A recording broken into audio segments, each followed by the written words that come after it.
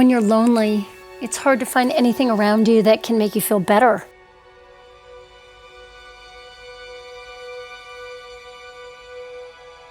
Loneliness just puts you in this place where you feel like you're devoid of meaning.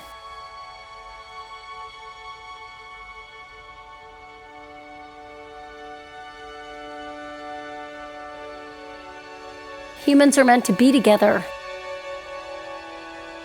And that love, its foundation, is connection.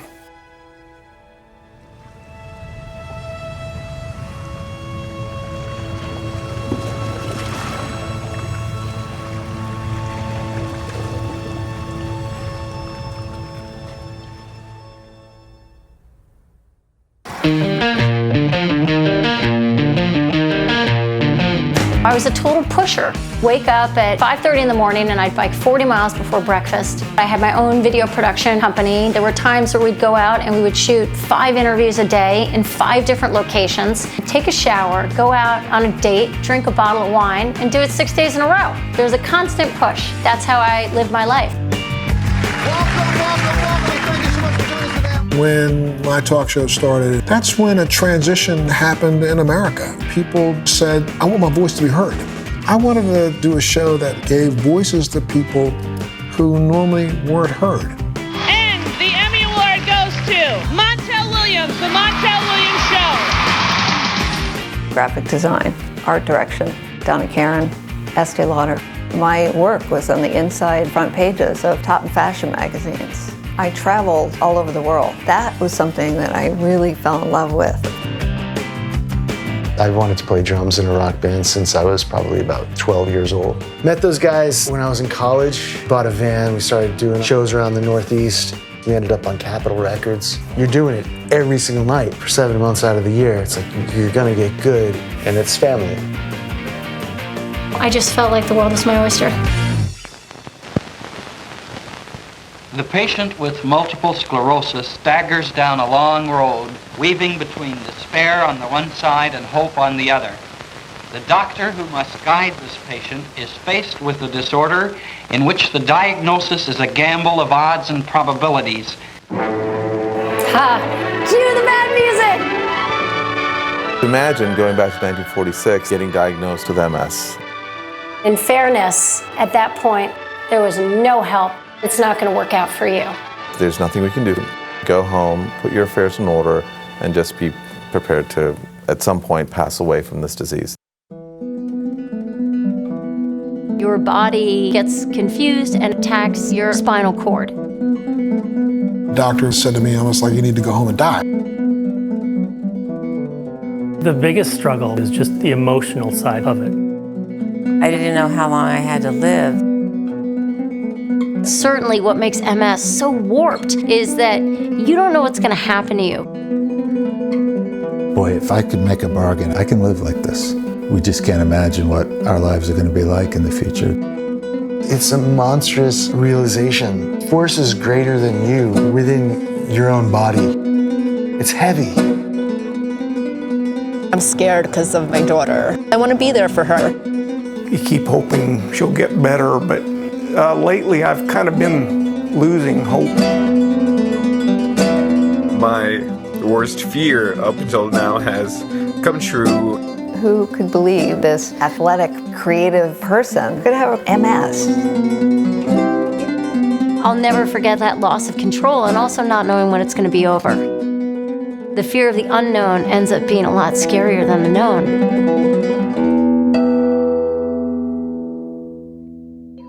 The term multiple sclerosis comes from the French for multiple scars, these bright spots. And that's a piece of brain that's been damaged.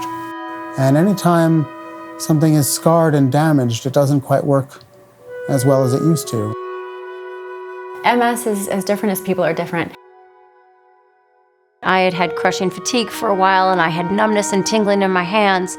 I started jogging outside, but I couldn't lift my leg anymore. There was something really weird that happened when I was teaching 4th grade. There was a sentence written out on the whiteboard, and I forgot how to read. The immune system, which is supposed to fight infection, decides that it's going to attack the myelin that covers the nerves. Over time, when the nerve degenerates, then the symptoms can show up gradually and worsen. I spent 45 days in the hospital, couldn't walk, couldn't talk, had facial paralysis on the left side of my face. I had known that there was something wrong with me for years, but could never get a doctor to diagnose it properly. The doctors, they were like, it can't be MS. It can't be. I've never seen it in black man. It's got to be something else. MS back then was a disease that was characterized as being a disease of Caucasian women of Northern European descent. I think the only African American that had been diagnosed and been publicly diagnosed was Lola Falana and Richard Pryor. You start to think you're crazy because the doctors can't pinpoint why you have pain. When someone's newly diagnosed with MS, there's a whole lot of questions that we can't always answer.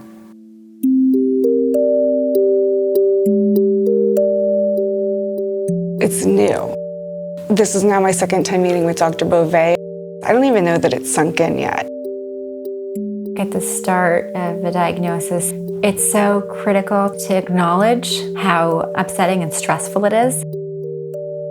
I am not used to being this tired. I didn't even used to take naps. I never stopped moving. So just to orient you, it's actually easier if we start with the front of the brain. You don't know what to do. You can look at her and you say, oh, she looks fine.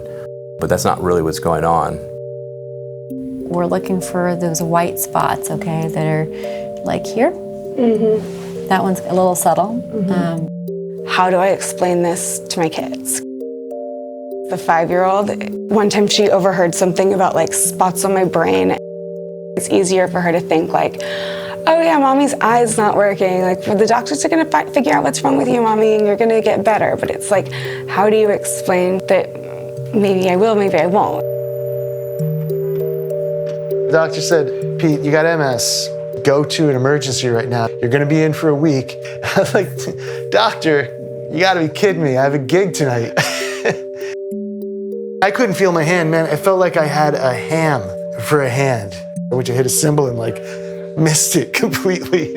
My wife, she's like, you're gonna be in a wheelchair. But I wasn't having it. I was like, no, I feel fine. Like I can't feel my arm, right? I was engaged. The relationship dissolved soon after I got out of the hospital. I was alone. My wife, Kim, and I were married in 1986.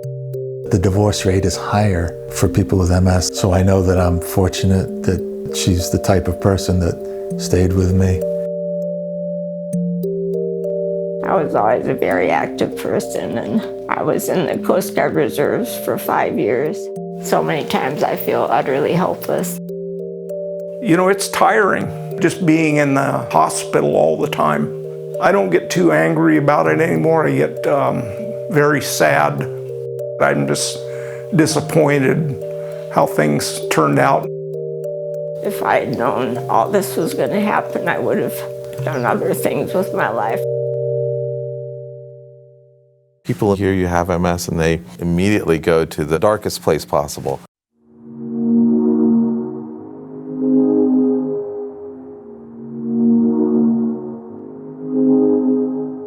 Everybody has this moment with a diagnosis where you don't even know how to move forward. You are all alone, tipping over the edge, and your reality is going to be horrible. The only way to connect in some sort of lonely moment when you're deeply scared is to throw out that you're deeply scared.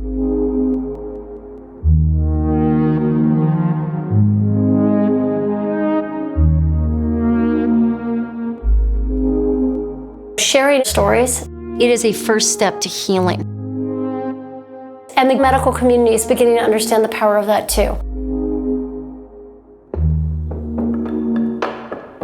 I have developed a way of visualizing MS, and I visualize this using the metaphor of a pool.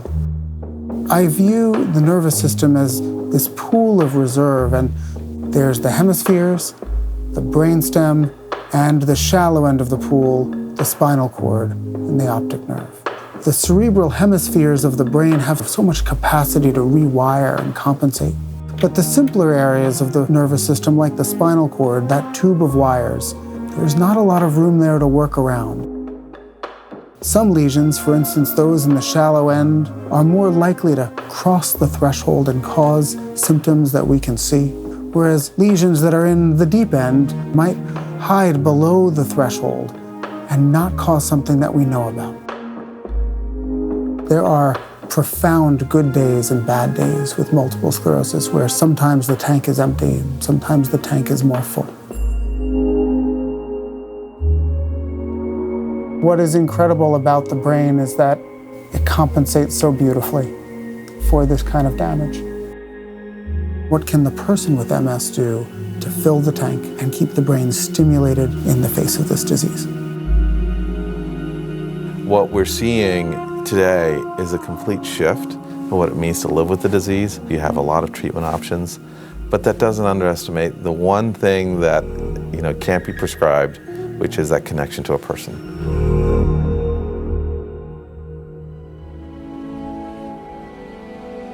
When I was diagnosed, the first thing I did was I went online to find somebody to emotionally relate to at the time of my biggest vulnerability.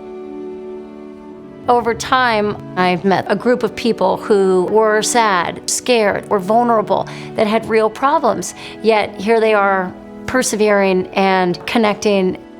For me, that changed my course of healing completely. Technology lets people connect with each other in ways that we couldn't do before. They tell each other stories, and so that inspires another person, and then there's this multiplier effect. That psychologically has so many benefits. They take the plunge and they get such a wonderful response in return that all of a sudden it makes them feel better. Just wanted to give everybody an update on the happenings around Diana's life, me. In my mind, there's two of me. There's me, the creative person, with all the ideas, the abilities, and the training. And then there's the MS me that cannot do those things. Fatigue, pain, cognitive fog. To the outside world, the person looks perfectly well, but the patient is suffering greatly. August 2018 was the last time I had an MRI. They put the ear cloggers. What are they called? Not earmuffs, whatever, noise canceling thingamajigs. But it's still loud. Earplugs. Yes. I feel like I've been at a loss for words. Cognitive fog, cog fog for short, that comes for many people with MS can be scary. Stress is a big trigger for me, so when my stress level goes up, that cog fog sets in and my brain almost shuts off. For example, if in a mall there's many entrances and many exits, if I don't necessarily remember exactly which entrance I came in, I don't remember where I parked, stress level goes up, brain shuts off, it's very hard to produce even the simplest of thoughts. I was a nonfiction creative writer. I was witty and self-deprecating and mean and funny. I used to be Comedy Central, and now I'm Sesame Street. If I could find the words. I just can't. My brain's just not the same. People struggle with disclosing the disease to their employers, to their friends, to their families. Divulging that I have this chronic illness was not easy. So I hid it. I hid it from everybody. Why would you hire someone that's going to deteriorate before your eyes? Oh, is it there? Lori? The elevator's not working. Not really what I had in mind. In too many places, in too many circumstances, people immediately hear you have MS and they immediately go like, well, can you even continue working? The West Wing story is a good example. I was diagnosed about 7 years ago. My particular course of MS is called relapsing remitting. Jed, of all the things that you could have kept from me, You haven't called me Jed since I was elected. Why didn't you tell me? Because I wanted to be the president. I love this line with The West Wing because I think everybody understands the fear of not getting to do what you want. The show let people know he had the ability to continue on to be the president. You don't have to live down to someone else's expectation. You can live up to your own.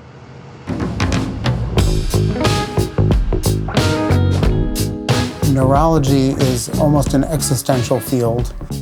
It speaks to who a person truly is. It gets right at our concept of identity and human experience, and I think our diseases touch that in a very profound way.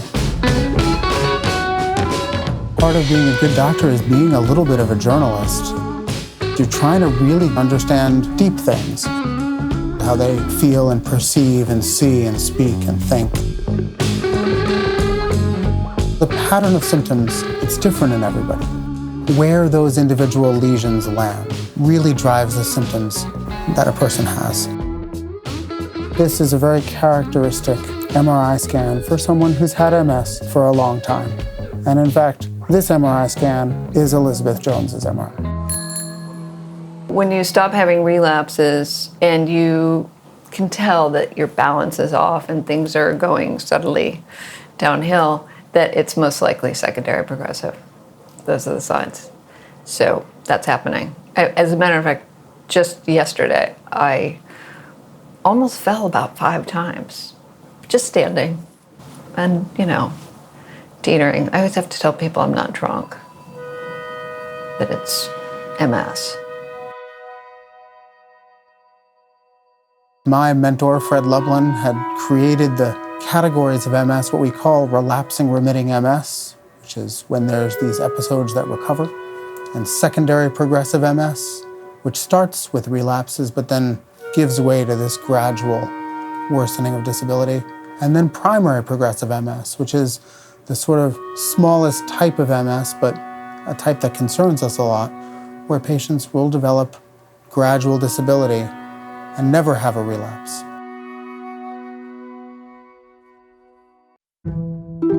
How do you feel? Weak. The spinal cord is really a tube of wires, and when a lesion damages the ability of those signals to pass through those wires, that's when things like weakness and walking difficulty develop. Ready, set, go. Good, keep going. Good. Okay. Nobody understands having MS unless they have MS.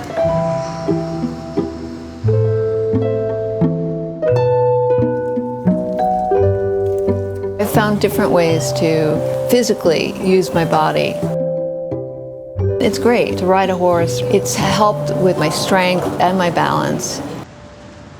We want to continue to treat to prevent new lesions, new symptoms, but also have you continue to push yourself to renew reserve and keep your tank as full as possible.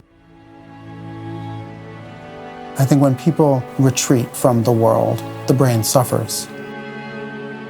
What can they do to boost and maintain their brain's health and their brain's reserve?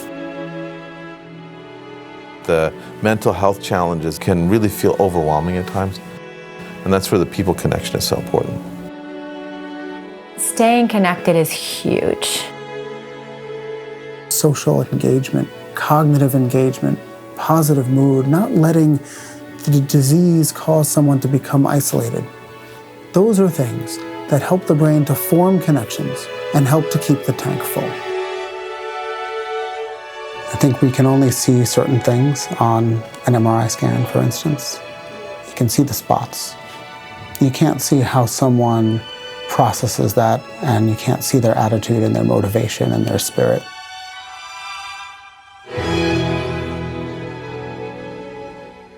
When I was finally diagnosed, I decided to go public with it immediately. I suffer from MS. I have extreme neuralgic pain in my lower extremities. I'm in pain 24 hours a day, 7 days a week, 365 days a year. I knew that there was no voice for MS in this country, and I had a pretty big platform. I made the choice to be extremely proactive with my disease, rather than sit back and let it ravage me.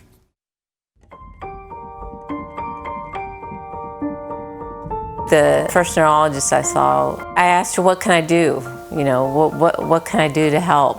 And she was, nothing. You can do nothing. And I go, okay. I walked out of there and I go, she's fired, honey. Verna needed something that would give her some motivation and some inspiration. And she was able to find her passion in painting. I didn't know I could paint prior to MS. I was painting for those boys of mine. I wanted them to have a piece of me. I hate that feeling of being helpless, so I try to focus on things that I can do. Saturday, I've got something special planned. It's our 35th wedding anniversary, and we decided a few months ago that we were going to renew our vows. And now I've got my tiny grandson. We've been waiting for this for a long time. Becky has pretty progressive form. To stay emotionally strong is easy for me to say, since I'm not in that position. But she gains some emotional strength just by being with her grandchild. Wow, having him here really makes life worth living. Hi, Luke. It's your grandma, Becky. I'm always going to be on the side of hope rather than on the side of despair. And that's the only thing you can do.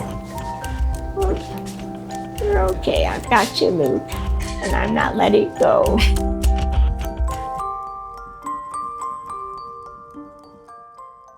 I had to embrace my deficiencies.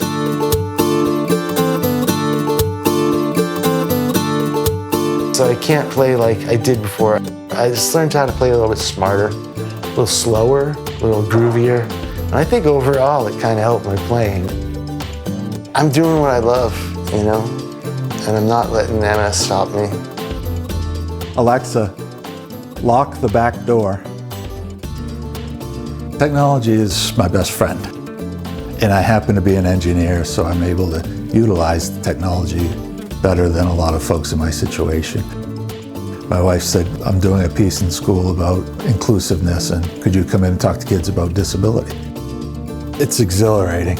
Most of my life I've been this huge introvert, but when I'm talking about my story and finding that it helps people, all of a sudden I look forward to these talks.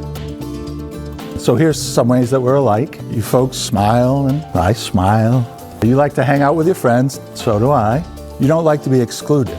He's been able to present saying, I'm you, I'm in a wheelchair and this happens, but they hear the message loud and strong, just valuing life and being resilient. I have to separate myself from the MS symptoms, the cognition issues. There was just this light bulb moment, psh, I am not MS. I'm Diana and I'm awesome. And these symptoms don't define me. Even though this is not what I went to school for, I've always wanted to be a working mom. She has her whole future and I will do anything to be there. I'll wheelchair myself there. I'll cane myself there. I am not gonna not be there. A couple of weeks after I was diagnosed, I realized that the walk MS that year was on the day that I was supposed to be getting married. I knew that I had to be there. Really, until that walk, I'd never met anybody with MS. Once I knew that I wasn't alone, it got easier. Once I started building that community, I realized that there is power through discussion. I was asked what my biggest fear was moving forward with my future. My true biggest fear is not finding her. By her, I mean my future wife. When is the right time to fess up to somebody that you love, that you have MS? If somebody rejects you at that point, then that person wasn't the right person. I was going out on a third date with a guy that I thought I really liked. The day I was diagnosed, he went away. That was the end of that relationship. Hey everybody, this is Sergio and Mayra. I met a woman who didn't let MS define who I was and what that was going to mean for us and our family. Don't hurt me again, just love me again, don't hurt me again, no. You can just see the level of compassion that he brings. I know it's going to be good. I'm making a permanent case. When I met Tyler on day 3, I decided it was time to bring it up. Look, I could be in a wheelchair in 6 months. I could never have an episode again. I just don't know. He didn't even hesitate. He just decided to take the gamble. So, I've been busy. I am in the process of helping plan my wedding. You don't know what the future holds, but knowing that I have someone on my side that will be there no matter what takes away all that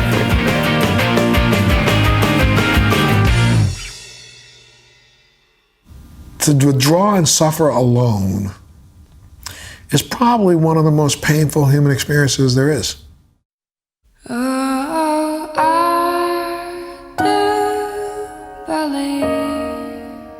To communicate, to have fellowship, being with a person, is probably one of the greatest gifts that we can give. What comes is better than what came before. And you better. Human connection plays a huge role not just in helping MS patients cope and function, but it actually is life-giving to the brain. Hi! Elizabeth. I need people. I need them around me. I need to feel like I'm part of a community. Hi! How are you? So nice to be here. Oh my Thank God, you for come on inviting me. in.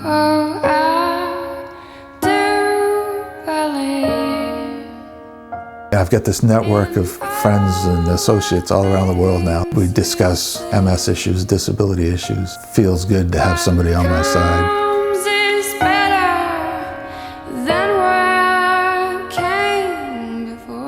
Look at me, I'm playing drums. When you do what you love, that gives me energy. MS is not an anchor. It's empowered me in many ways to be that strong person that I always knew I was. Engaging the community is a huge thing. We can have hope for patients, we can make a difference. Everything's gonna be just fine. Everything's gonna be okay. There's not a person out there watching this right now who doesn't know someone with MS. Don't wait for them to call you and ask you to come over. Go over anyway. I've heard it said that loneliness is a nod to the isolation and nothingness of the universe. Being together creates love.